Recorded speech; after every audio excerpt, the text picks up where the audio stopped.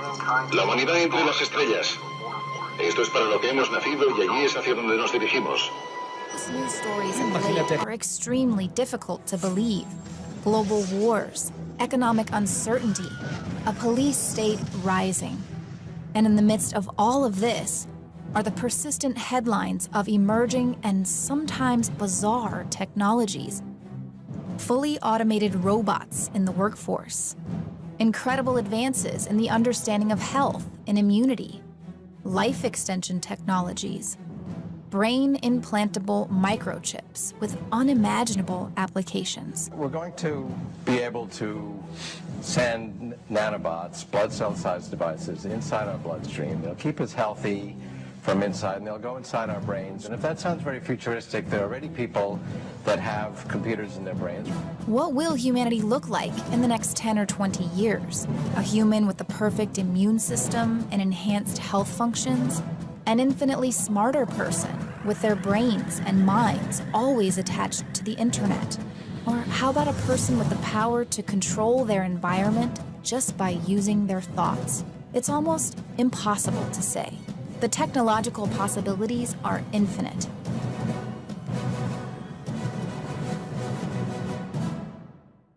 Is this technology just being randomly developed by thousands of talented scientists and engineers without any real plan for the future paradigm that it's going to create?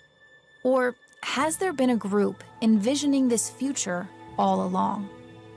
If you study the 16th, 17th, and 18th century manifestos and books about the Rosicrucians, as I did in the libraries and archives, you see that there's mention of all kinds of technological devices. I describe such a chamber in my book, the wonders that one saw when he entered the room of an alchemist who recently had died, and the alchemist had bequeathed the will to the person, and the person enters the room, and what he describes.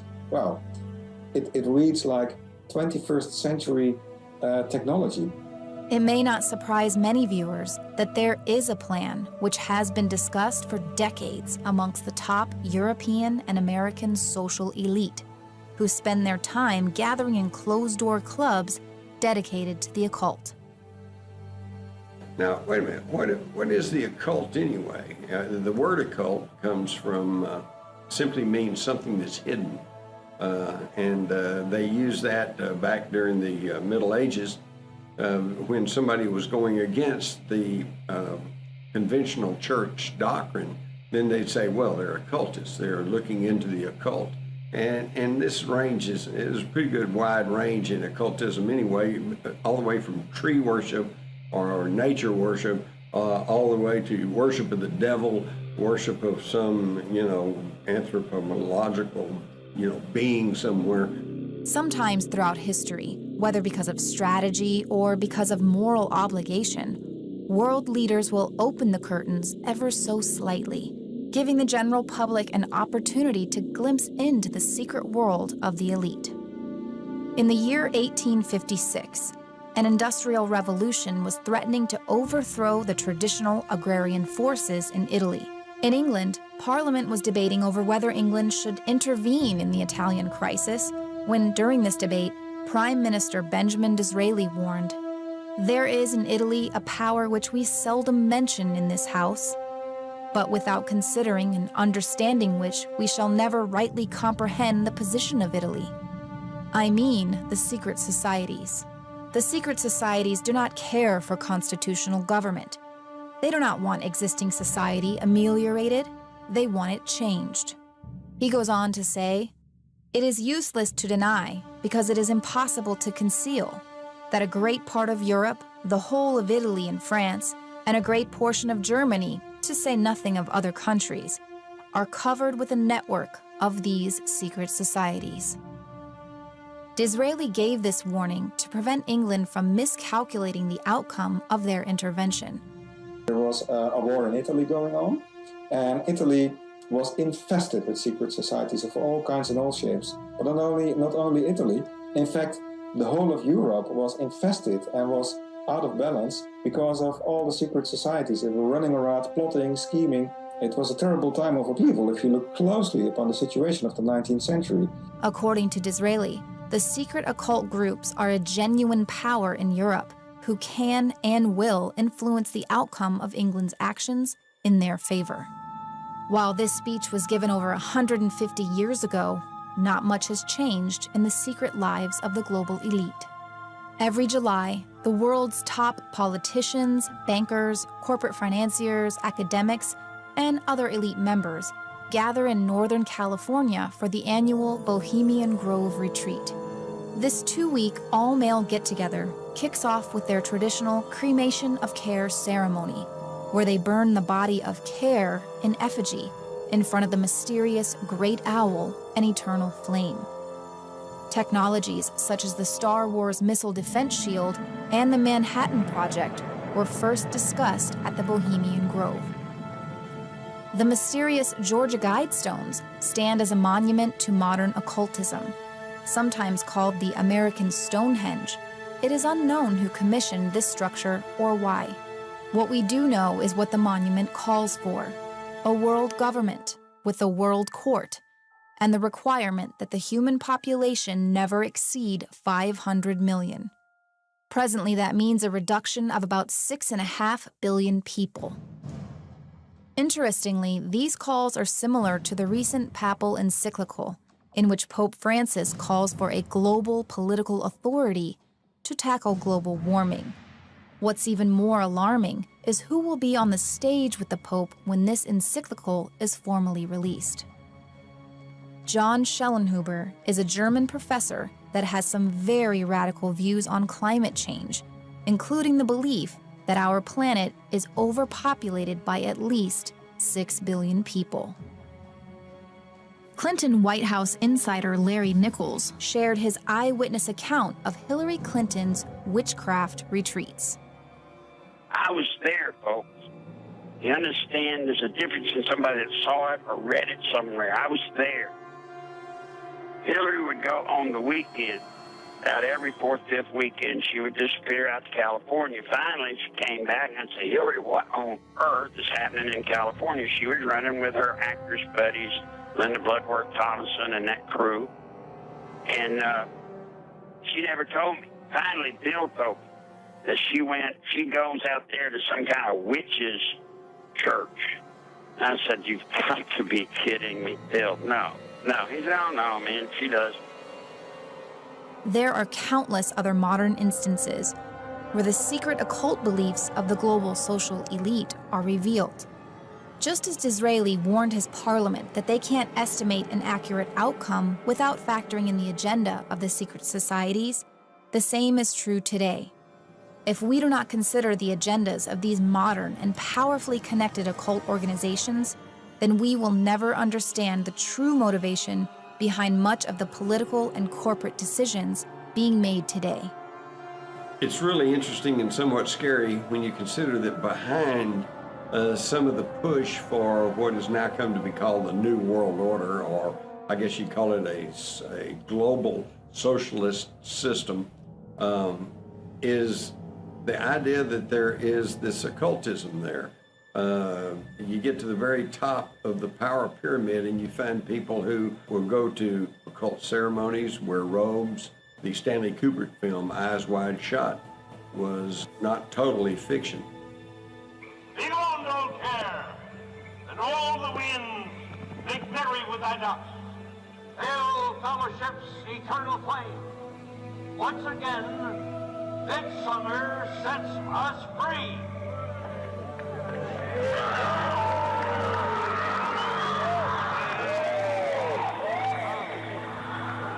So what does all of this have to do with technology?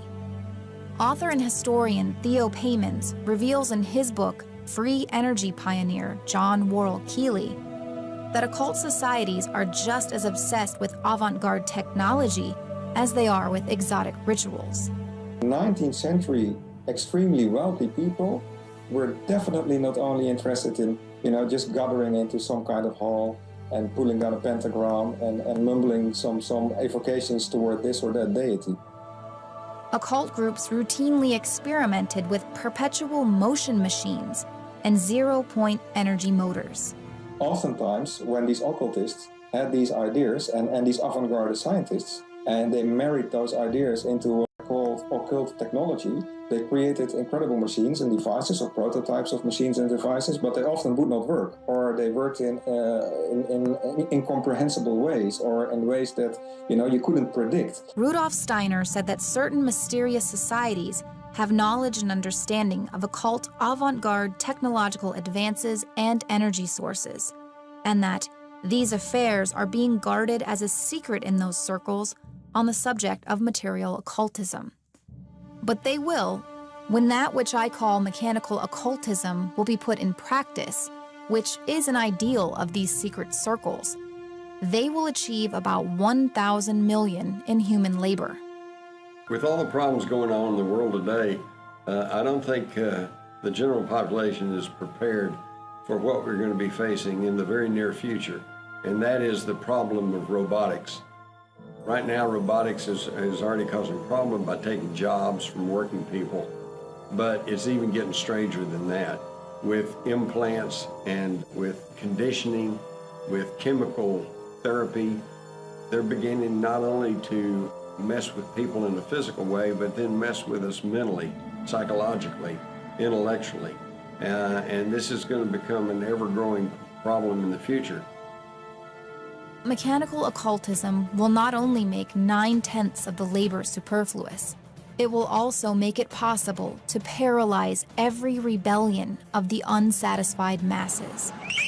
Of this, those secret societies are well aware.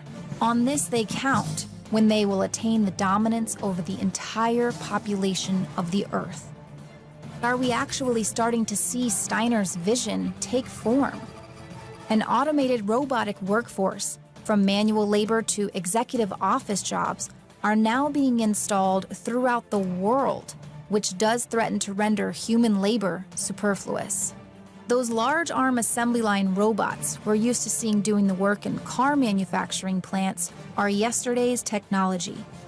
Today's robotic workforce is much smaller, much cheaper, and capable of doing a variety of jobs, including executive and creative jobs.